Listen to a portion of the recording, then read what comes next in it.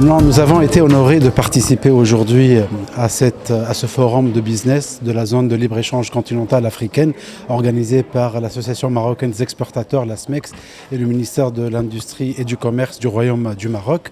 Je pense que cette initiative, ce forum vient à un point nommé. Au moment où l'Afrique est en train de subir beaucoup de crises globales.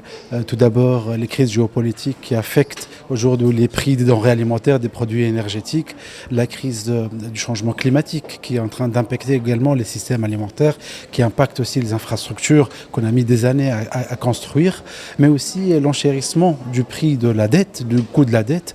Donc tous ces éléments-là font encore une fois un appel à travailler davantage ensemble, à être plus solidaires en tant que 54 pays africains, à créer ce marché unique. Et la zone de libre-échange continentale africaine est vraiment la promesse d'un avenir meilleur où il y a une croissance inclusive et intégrée. Et nous ne pouvons plus faire l'impasse de cela. C'est une vraie alternative qui tient la route. Elle tient la route pour 3 raisons principales. La première, ça va être le plus grand bloc commercial au monde avec 54 pays africains, mais aussi avec une démographie qui va être, qui joue en faveur de l'Afrique avec aujourd'hui 1,3 milliard d'Africains qui seront demain 2,5 milliards d'Africains. C'est réunir l'Inde et la Chine ensemble. C'est vraiment un grand marché. Elle est importante également du point de vue de l'investissement. Parce que demain, avec les accords préférentiels qui sont dans le cadre de la ZLECAf, cet accord de zone de libre-échange continentale africaine, ceux qui fournissent l'Afrique, ceux qui veulent commercer avec l'Afrique doivent s'installer également en Afrique, et donc ça va faire un appel à des investissements et donc à une industrialisation et donc à une création d'opportunités en termes d'emploi.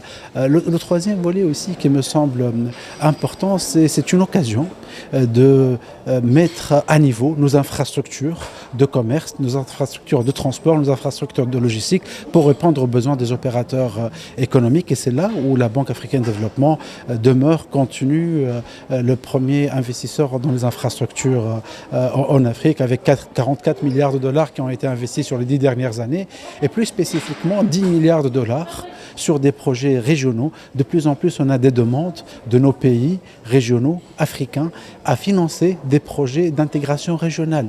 On est en train de soutenir aujourd'hui des corridors économiques.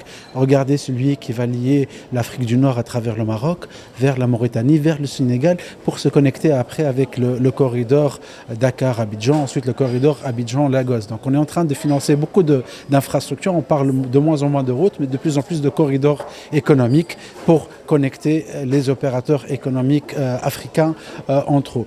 L'autre aspect, je pense, au-delà de ce potentiel de marché, il faut tenir compte aussi du développement global où, avec le commerce électronique, avec cette jeunesse qui est très innovante et en train de mettre en place des plateformes de commerce électronique. Donc il faudrait aussi intégrer cela dans la zone de libre-échange.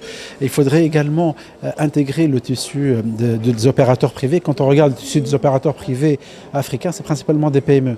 Aujourd'hui, jusqu'à quel degré les PME sont concernées par la zone de libre-échange continentale africaine? C'est tout un travail à faire. 1, pour leur donner l'information. 2, pour les aider à s'intégrer dans cette initiative-là. Et 3, pour les financer. C'est là où rentre aussi l'effort de la Banque africaine de développement en termes de financement du commerce. À la date d'aujourd'hui, on a financé près de 7 milliards de dollars pour les financements du commerce intra-africain. C'est très important de le mentionner parce qu'aujourd'hui, on a des champions régionaux, des banques qui deviennent de plus en plus globales, qui peuvent aussi appuyer des petites banques dans des pays qui ont des moindres revenus ou des situations de conflit pour faire des confirmations de lettres de crédit et faciliter le commerce intra-africain. For trading under the rules and the preferences of the AFCFTA.